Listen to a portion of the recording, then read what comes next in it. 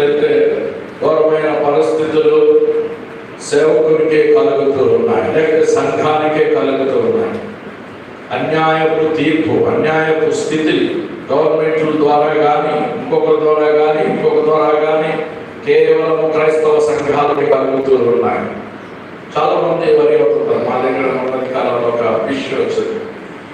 4.5 సంవత్సరాల నుంచి సంఘం కట్టుకొని ఆ మందిరం కట్టి మందిరం మీద సంఘం నడిపిస్తుంటే ఆరాధన చేస్తుంటే ఒకే ఒక్కసారి తెలివిగా వాళ్ళందరూ వచ్చేసి ఇక్కడ సంఘం ఈ ప్రాంతంలో ఈ కాలనీలో చర్చే ఉండకూడదని ఆహారంగా రాజకీయ నాయకులతో సహా వాళ్ళు ఆపించారు. ప్రసాద్ గారు వెస్ట్ గోదావరి వచ్చి సేవ చేస్తారు. ఫెలోషిప్ వాళ్ళు ఏం సహాయం చేయంటే ఎస్ఐ దగ్గరికి, సిఏ దగ్గరికి, ఎమ్మెల్యే దగ్గరికి, ఎవరి దగ్గరికి వెళ్ళినా సరే బయట కేసు పెట్టేస్తాం. ఆ ఓటర్ ఇంకేం చేయగలరు. ఆ కాలనీలో అందరికీ ఇళ్ళు ఉన్నాయి. వాళ్ళు ఉన్నారు, ఎవరికి వాళ్ళని బెదిరించేశారు. స్త్రీలు, పురుషులు. గవర్నమెంట్ వస్తుంది అన్యాయపు తీర్పు, అన్యాయంగా సంఘాన్ని ఆపే పరిస్థితి, సేవకుడిని ఇబ్బంది పడే పరిస్థితి. ఇలాంటివి చూసినప్పుడు సేవకులు భయపడిపోతున్నారు. నా సంఘానికి ఏమవుతుంది, నాకేమవుతుంది, తర్వాత ఏమో అనే పరిస్థితులలో కొంతమంది కొన్ని ప్రాంతాల్లో జరిగే సంఘటనలు బట్టి భయపడే పరిస్థితి. ఇవన్నీ కూడా మనమేమనుకోవాలంటే దేవుని రాకడకు సూచనలైనవి. ప్రభు చెప్పిన మాట ప్రకారంగా మనం నమ్మిక ఉంచి దేవునిలో స్థిరముగా ఐక్యముగా బలపడవలసిన అవసరం, భయపడవలసిన పని లేదు. అందుకని ప్రభు ఇక్కడ ఏమంటున్నా అంటే, నేను నిన్ను విమోచించున్నాను, భయపడకము, పేరు పెట్టి నిన్ను పిలిచున్నా. Called by name, or selected by name. I have chosen, not yourself. I have chosen.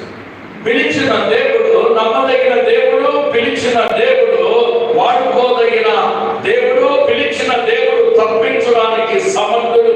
పిలిచిన దేవుడు మనలను తన బాటలో నడిపిస్తాడు. హల్లెలూయా. Yes.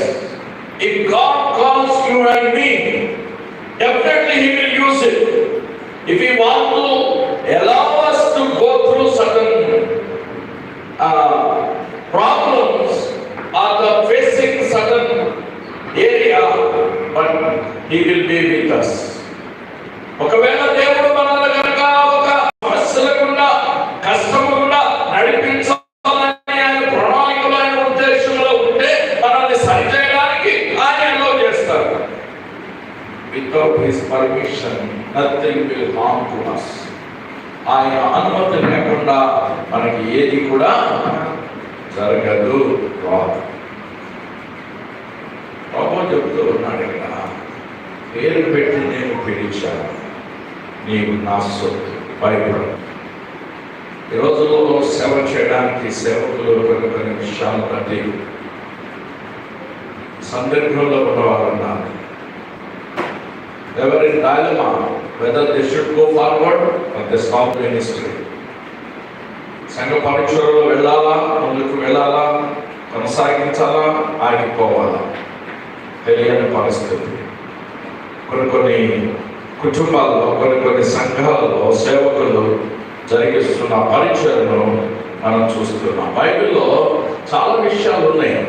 బైబిల్లో అబ్రహాము గురించి చూసినట్లయితే ప్రభు అబ్రహాముకి సెలవిచ్చి ఇవ్వగా ఏమన్నాడు, ఒకటే మాట, దేవుడు పిలిచాడు. అబ్రహాముని పిలిచినప్పుడు Abraham is not ordinary person, సామాన్యమైన వ్యక్తి కాదు, లేక ఏమీ లేనివాడు కాదు, అన్నీ ఉన్నాయి. ఓకే, అబ్రహాము పిలిచినప్పుడు అబ్రహాము ఒక ఉన్నతమైన స్థానంలో ఉన్నవాడు. అందుకని అన్నాడు కదా, నీవు లేచి నీ దేశాన్ని విడిచి అన్నింటినీ తీసుకొని వెళ్ళు.